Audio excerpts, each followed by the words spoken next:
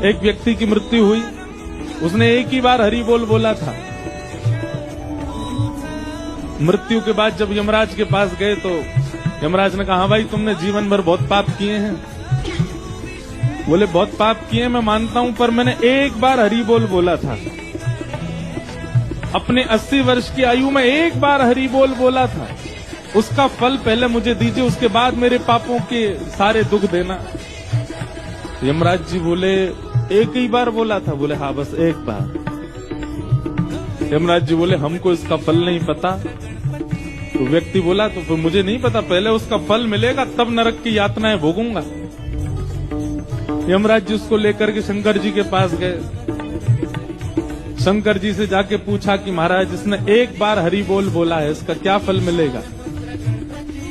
शंकर जी बोले भाई 1.25 लाख बार बोला हो, पुरुषण किया हो तो हमको फल पता है। 1 करोड़ बार बोला हो उसका फल भी हमको पता है। जीवन भर बोला हो, प्रत्येक दिन बोला हो उसका भी फल पता, एक बार बोलने का फल हमको नहीं पता।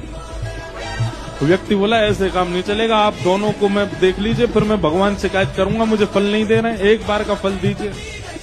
शंकर जी बोले इसको एक काम करो, ब्रह्मा जी के पास ले चलो।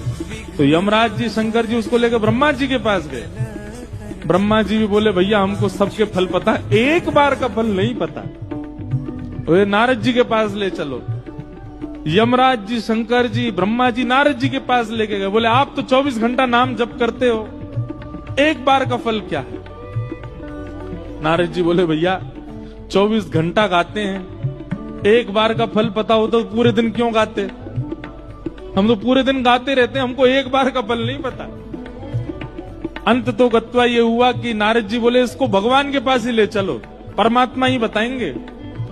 शंकर जी यमराज जी नारद जी ब्रह्मा जी उसको लेके जैसे भगवान के पास गए, वैकुंठ में प्रवेश करते ही चारों ने चरण पकड़े। बोले भगवान इसने जीवन में एक बार हरि बोल बोला, उसका फल क्या मिलेगा?